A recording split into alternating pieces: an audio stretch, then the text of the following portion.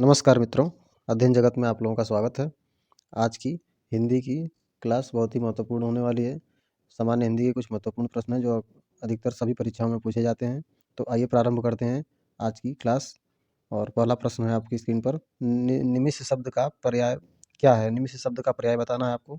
आपके 4 विकल्प दिए गए हैं, प्रकाश, छिद्र, पूर्ण या क्षण। निमिष शब्द का पर्यायवाची शब्द क्या है? प्रकाश, छिद्र, पूर्ण या क्षण। तो इसका सही विकल्प आपका हो जाएगा क्षण। क्षण जो है निमिष का पर्याय है, पर्यायवाची है। इसके अतिरिक्त क्षण के पर्यायवाची में निमिष के का जो पर्यायवाची है क्षण है, और इसके अतिरिक्त पल भी होता है। पल, लम्हा, लम्हा और घड़ी भी कह देते हैं, घड़ी आदि शब्द जो है निमिष के पर्यायवाची हैं। अगला प्रश्न है प्रश्न संख्या 2, मुझसे उठा नहीं गया वाक्य में वाच्य बताना है कि मुझसे उठा नहीं गया कौन सा वाच्य है? कर्तृवाच्य, कर्मवाच्य, भाववाच्य या इनमें से कोई नहीं। मुझसे उठा नहीं गया वाक्य में कौन सा वाच्य है? कर्तृवाच्य है, कर्मवाच्य है या भाववाच्य है या इनमें से कोई नहीं। तो इसका सही विकल्प है आपका, इसमें आपका हो जाएगा भाववाच्य। मुझसे उठा नहीं गया वाक्य जो है इसमें भाववाच्य है। क्रिया के उस रूपांतरण को भाववाच्य कहते हैं जिसमें वाक्य में भाव की प्रधानता का बोध होता है, और यह जो वाच्य होता है अकर्मक क्रिया से बनता है। जो भाववाच्य होता है ये अकर्मक क्रिया से बनता है। अकर्मक क्रिया से बनता है। तो सही विकल्प हो जाएगा आपका विकल्प संख्या 3, भाववाच्य। अगला प्रश्न है प्रश्न संख्या 3, जिसकी पूर्व से कोई आशा ना हो के लिए एक शब्द। ये आपका जिसकी होना चाहिए यहाँ पर, ये इसकी नहीं है। यहाँ आप जिसकी समझ लीजिए, जिसकी है। यहाँ जो है जिसकी है, जिसकी जिसकी पूर्व से कोई आशा ना हो। जिसकी पूर्व से कोई आशा ना हो उसको क्या कहते हैं? उसको आपके विकल्प में प्रत्याशा, अप्रत्याशित, अपरिमेय या अनाहूत। प्रत्याशा, अप्रत्याशित, अपरिमेय या अनाहूत। कौन सा विकल्प आपका सही उत्तर है? आप लोगों को बताना है कौन सा विकल्प आपका सही है। तो इसका सही विकल्प हो जाएगा जिसकी पूर्व से कोई आशा ना हो, उसको हम कहेंगे आपका अप्रत्याशित। अप्रत्याशित आपका विकल्प दूसरा सही है। जिसकी पूर्व से कोई आशा ना हो उसे कहेंगे अप्रत्याशित। और इसमें प्रत्याशा का जो अर्थ हो जाएगा किसी से आशा लगाना। प्रत्याशा का अर्थ हो गया किसी से आशा लगाना, आशा लगाना, आशा लगाना। और अपरिमेय का अर्थ हो जाएगा जिसे मापा ना जा सके। अपरिमेय का अर्थ हो जाएगा जिसे मापा नहीं जा सके, मापा न जा सके। और अनाहुत का अर्थ हो जाएगा जिसे बुलाया न गया हो। अनाहुत का अर्थ हो गया जिसे बुलाया न गया हो। तो जिसकी पूर्व से कोई आशा ना हो उसको हम कहेंगे आपको अप्रत्याशित। और प्रत्याशा का अर्थ हो जाएगा किसी से आशा लगाना, आशा लगाना। और अपरिमेय आपका हो जाएगा जिसे मापा ना जा सके। अनाहुत का अर्थ हो जाएगा जिसे बुलाया न गया हो। तो अगला प्रश्न है आपका प्रश्न संख्या 4, गोधूम। गोधूम का शब्द का तद्भव बताना है। गोधूम शब्द का तद्भव बताना है कि गोधूम शब्द का तद्भव कौन सा है। गोधूम शब्द जो है वो इसका तद्भव बताना है कि गोधूम शब्द का तद्भव क्या है। गेहूँ, गाय, गोबर या गोधन। 4 विकल्प हैं आपके, गेहूँ, गाय, गोबर या गोधन। कौन सा विकल्प आपका सही उत्तर है? तो इसका सही उत्तर हो जाएगा गोधूम का जो है सही उत्तर हो जाएगा तद्भव है गेहूँ। गोधूम शब्द का सही उत्तर है गेहूँ, इसका सही विकल्प है। और गाय का जो है तत्सम रूप हो जाएगा कौन सा? गाय का गो हो जाएगा। गेहूँ का तो आपका गोधूम हो जाएगा गेहूँ का, और गाय का हो जाएगा आपका गौ। गौ जो है इसका तत्सम रूप है। ऐसे ही गोबर का गोमय हो जाएगा, गोमय, गोमय। तो गोधूम का सही जो तद्भव है गोधूम शब्द का, वो गेहूँ हो जाएगा। अगला प्रश्न है प्रश्न संख्या 5, निष्कपट का संधि विच्छेद क्या है?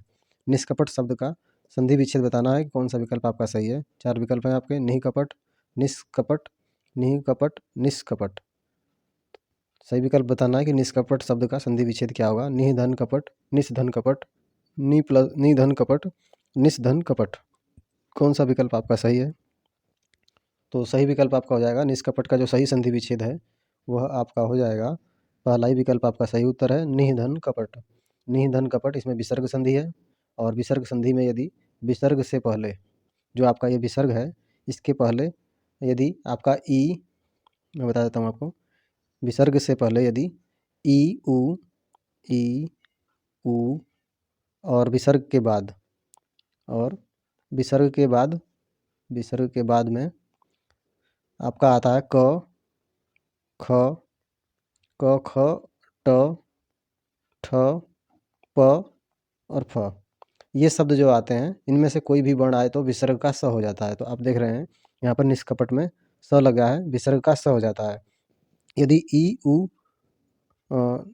के बाद विसर्ग से पहले यदि ई और ऊ और बाद में क, ख, ट, ठ, प, फ में से कोई एक वर्ण आए तो विसर्ग का स हो जाता है। तो निष्कपट का सही संधि विच्छेद आपका हो जाएगा निधन कपट। निधन कपट आपका इसका सही विकल्प है। अगला प्रश्न है प्रश्न संख्या 6। निम्न में से किस शब्द की वर्तनी सही है? अनुग्रहित, अनुगृहित, अनुग्रहित, अनुग्रहित। 4 विकल्प हैं आपके। अनुग्रहित, अनुगृहित, अनुग्रहित, अनुग्रहित, अनुग्रहित। कौन सा विकल्प आपका सही है? वर्तनी शुद्ध करना है आपको कि किस शब्द की वर्तनी सही है। तो आपका अनुग्रहित ये भी गलत है। अनुगृहित पढ़ा जाता है तो ये आपका दूसरा विकल्प सही है। अनुग्रहित ये भी शब्द गलत है और अनग्रहित ये भी विकल्प गलत है। तो आपका अनुगृहित शब्द जो है ये दूसरा विकल्प सही है। अगला प्रश्न है प्रश्न संख्या 7। अपेक्षा का विशेषण रूप क्या है? अपेक्षा का सही विशेषण बताना है आपको। आपके 4 विकल्प हैं। सापेक्ष, उपेक्षा, निरपेक्ष, अपेक्षित। अपेक्षा का विशेषण रूप क्या है? सापेक्ष, उपेक्षा, निरपेक्ष या अपेक्षित। कौन सा विकल्प आपका सही है? आपको सही उत्तर का चयन करना है। अपेक्षा का विशेषण रूप आपका हो जाएगा, सही विकल्प आपका है अपेक्षित। अपेक्षित इसका सही विकल्प है। अपेक्षित का अर्थ है चाहा, आवश्यक या चाहा हुआ। अपेक्षित का अर्थ हो जाएगा आपका आवश्यक, आवश्यक या चाहा हुआ, चाहा हुआ। तो सही उत्तर आपका विकल्प संख्या 4 अपेक्षा का सही विशेषण अपेक्षित हो जाएगा। अगला प्रश्न है प्रश्न संख्या 8। स्वध्वनि का उच्चारण स्थान बताना है कि स्वध्वनि का उच्चारण स्थान क्या है? दंत, मूर्धा, तालु, दंतालु। सही विकल्प का चयन करना है। कौन सा विकल्प आपका सही है? दंत, मूर्धा, तालु या दंतालु। स्वध्वनि का उच्चारण स्थान क्या है? तो इसका सही विकल्प हो जाएगा मित्रों स्वध्वनि का जो उच्चारण स्थान होता है आपका वो होता है तालु। इसको तालव्य भी कहते हैं। जिन व्यंजनों के उच्चारण में जिह्वा का अग्रभाग तालु को स्पर्श करता है वह जो है तालु व्यंजन कहलाते हैं। स के अतिरिक्त ई, छोटी ई, बड़ी ई, छोटी ई, बड़ी ई, च, छ, ज, झ और य। तो स के अतिरिक्त छोटी ई, बड़ी ई, च, छ, ज, झ और य आदि स्वरों का उच्चारण स्थान भी तालव्य है। तो इसका सही उत्तर आपका हो जाएगा विकल्प संख्या 3 तालु। स्वध्वनि का उच्चारण स्थान तालु है। अगला प्रश्न है आपका 9। प्रश्न संख्या 9 में पूछा है अत्यंत शब्द का प्रयुक्त उपसर्ग क्या है? अत्यंत शब्द में आपको उपसर्ग बताना है कि अत्यंत शब्द में कौन सा उपसर्ग है। अत, अ, अत्य, अति। आपके विकल्प हैं अत, अ, अत्य, अति। कौन सा विकल्प आपका सही है? सही उत्तर का चयन करना है।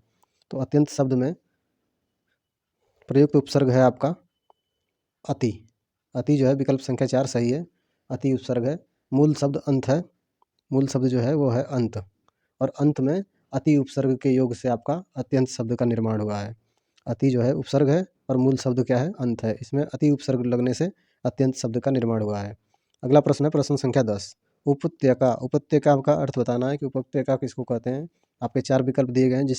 सूर्य जिस पर्वत के पीछे से निकलता है, प्राणियों के पेट का एक अंग, पर्वत का शिखर, पर्वत के पास की भूमि। कौन सा विकल्प आपका सही है? सही उत्तर का आपको चयन करना है। उपत्यका का अर्थ बताना है। उपत्यका का क्या अर्थ है? सूर्य जिस पर्वत के पीछे से निकलता है, प्राणियों के पेट का एक अंग, पर्वत का शिखर, पर्वत के पास की भूमि। कौन सा आपका विकल्प सही है? तो इसका सही विकल्प हो जाएगा मित्रों, इसका सही विकल्प है विकल्प संख्या 4 पर्वत के पास की भूमि को आपको उपत्यका कहते हैं। उपत्यका शब्द का प्रयोग पर्वत के पास की भूमि के वाक्यांश के लिए किया जाता है और इस भूमि को तराई या घाटी कहते हैं। इस भूमि को कहते हैं तराई या घाटी। पर्वत के पास की भूमि को तराई या घाटी भी कहते हैं और इसका उपत्यका है। उपत्यका का अर्थ पर्वत के पास की भूमि होती है जिसको इस भूमि को तराई या घाटी भी कहते हैं। तो ये थे आज के महत्वपूर्ण प्रश्न। आज के महत्वपूर्ण प्रश्नों की श्रृंखला यहीं समाप्त होती है। अगले कुछ और महत्वपूर्ण प्रश्नों की श्रृंखला के साथ आपसे पुनः मुलाकात होगी।